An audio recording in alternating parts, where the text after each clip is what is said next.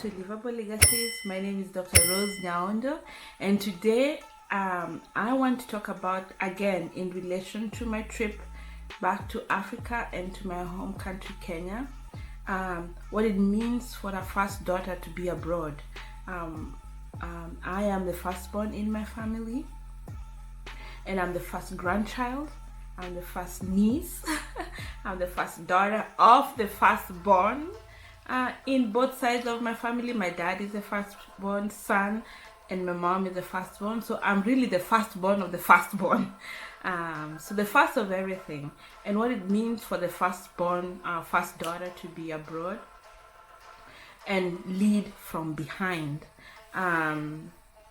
In the process of creating quiet power and responsibility and defining strength, and being the cycle breaker, and also being the path paver, being the example, and what that comes with. So welcome to Livable Legacies, and that's what we're going to be talking today. Welcome to Livable Legacies.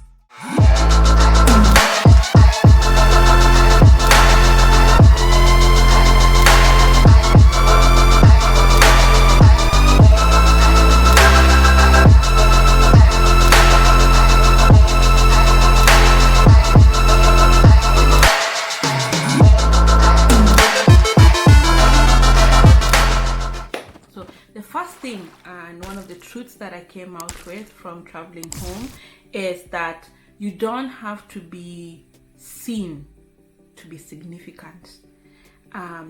It was very interesting for me to go to different homes. I went to my grandmother's house, I went to my mom's house, I saw my dad, I went to my siblings' homes.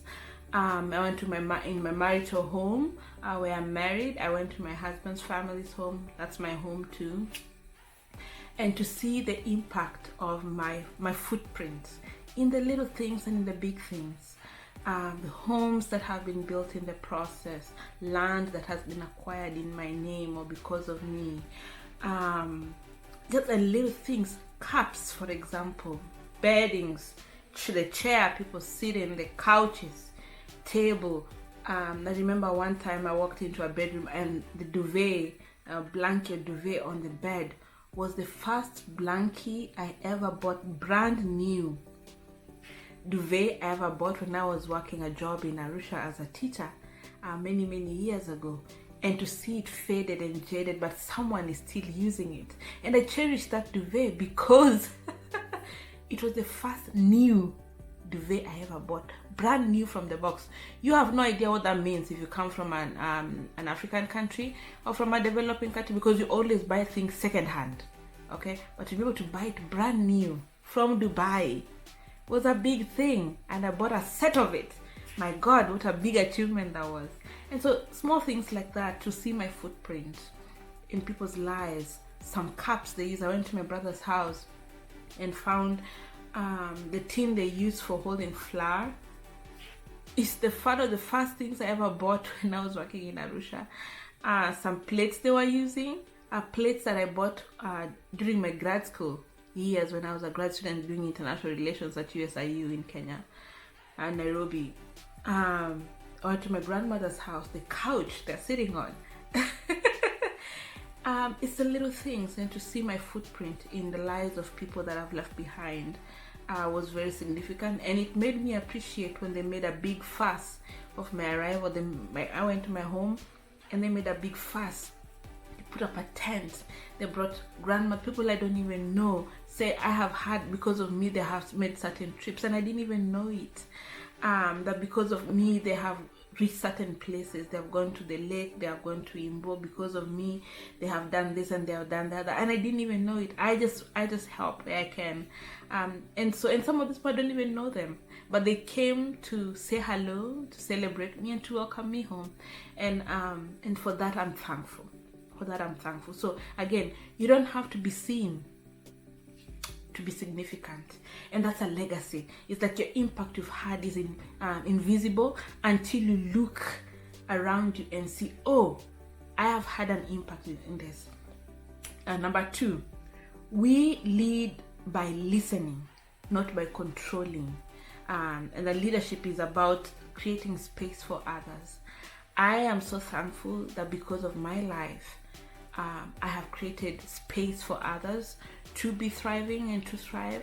Many of my cousins have come abroad because I held certain positions.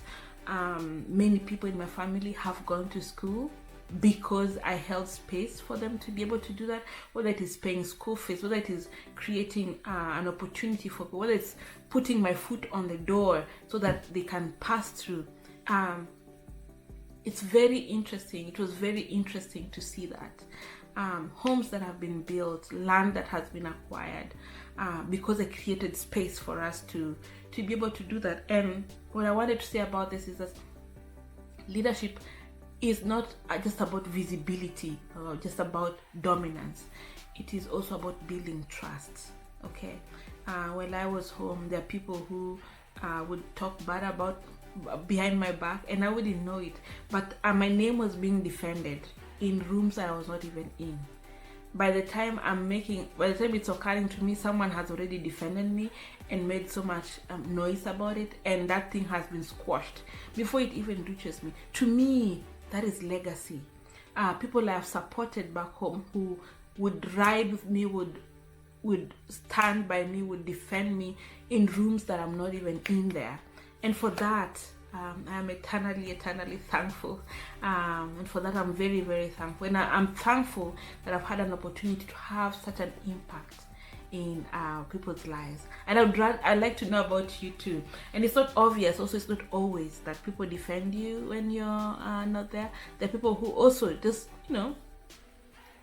trash your name behind your back, and you hear it and it's like, it's coming from one ear and out of the next ear. You don't take it personal, you don't take it serious. I mean, people don't support people who people don't talk bad about people who are not thriving. Okay, you have to be thriving for people to have something to talk about you. Okay, so that's the second thing. And the third thing is the fact that strength is not loud. One of the things is like strength is not loud. It's enduring.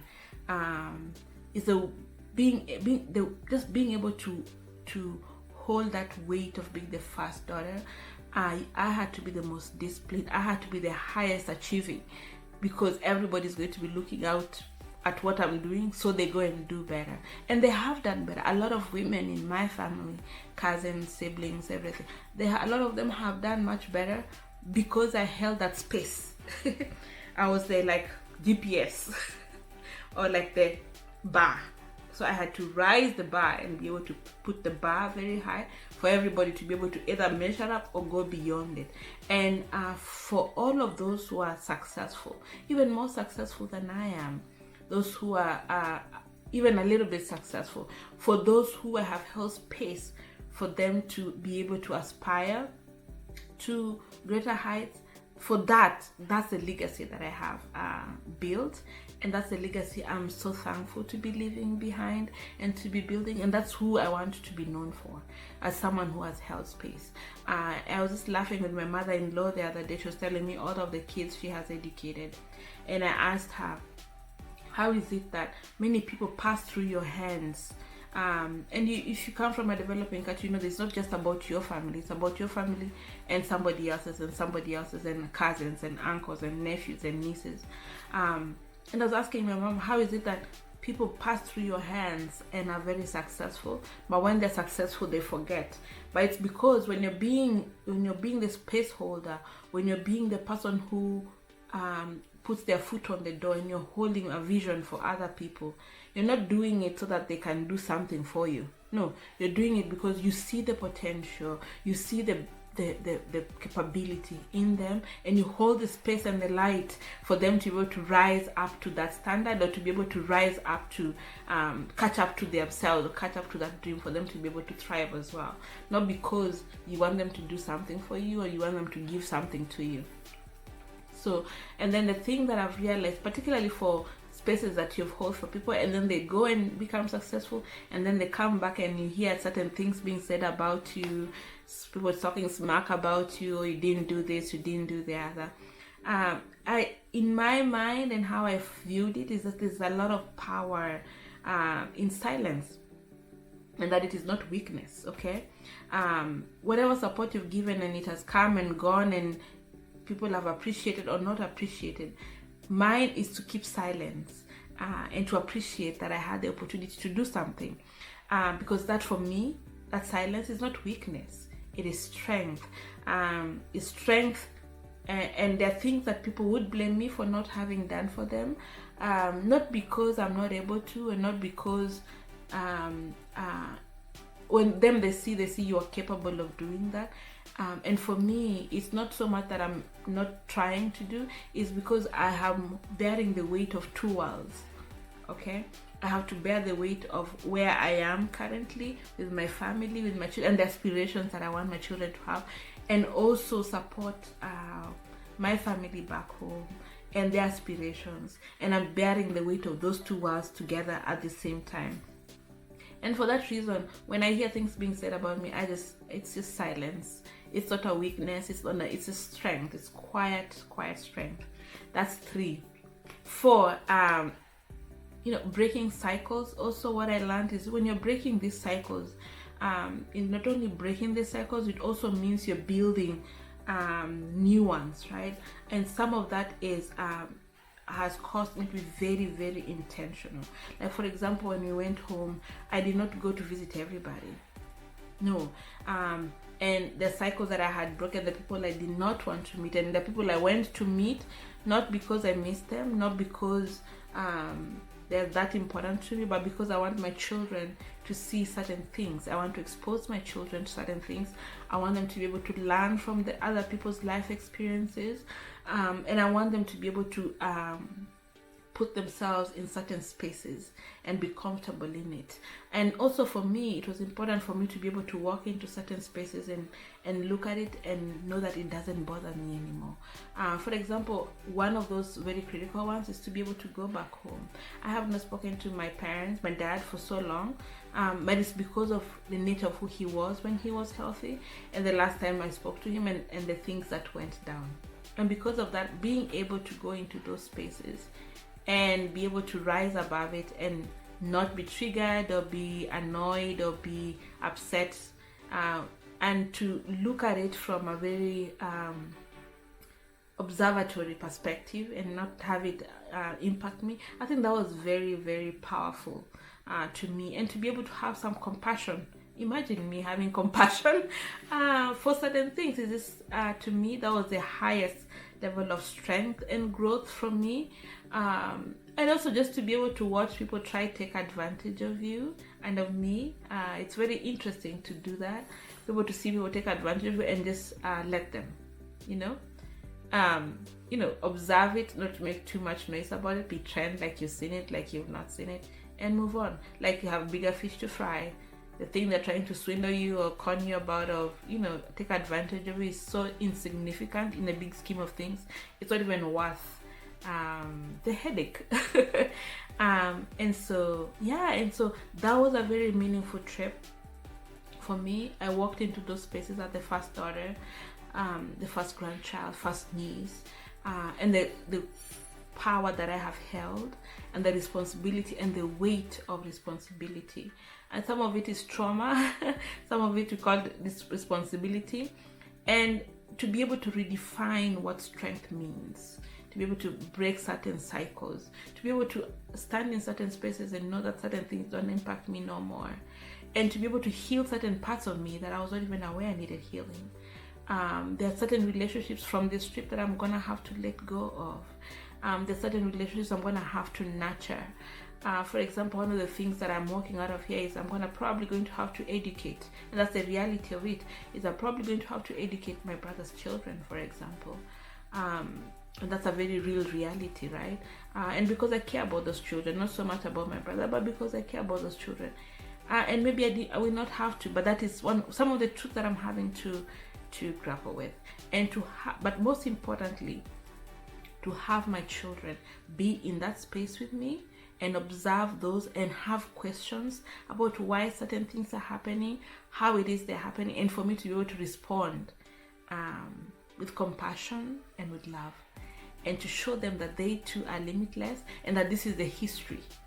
that they're bringing with them, that I'm bringing with them, and I'm bringing them with, and for them to be able to pick out, particularly the older one, what they want to take on and what they will not take on, what makes sense and what doesn't make sense, and for me also to be able to see those circumstances through their eyes. That was priceless, absolutely impactful. All right, be limitless. Please click subscribe, follow, share with somebody if this is helpful, and I'll see you in the next video. Thank you.